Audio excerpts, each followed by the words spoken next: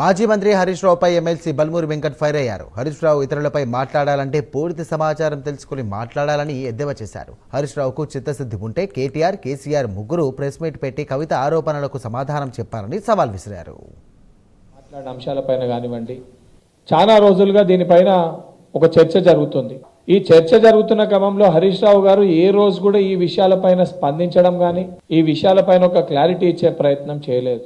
పదే పదే trouble shooter అని చెప్పుకునే హరీష్ రావు తను స్వయంగా ట్రబుల్లో ఇరుకుతే బయటపడలేని పరిస్థితి మనం అందరం కూడా చూసినాం. సో దీన్ని ఏ రకంగా తప్పించుకోవాలి, ఏ రకంగా ఈ యొక్క నెపాన్ని బుడిదని ఇంకొకరిపైన నెట్టేసేయాలి, లేదా వాళ్ళపైన ఆరోపణలని ఎదుర్కోలేక ఈరోజు మా ప్రభుత్వం పైన, మా ఉప ముఖ్యమంత్రి గారి పైన, మా ముఖ్యమంత్రి పైన కావాలని చెప్పి సరే కొన్ని మీడియాలో వచ్చిన పత్రికల కథనాల్ని బేస్ చేసుకొని హరీష్ రావు గారు మాట్లాడడం జరిగింది.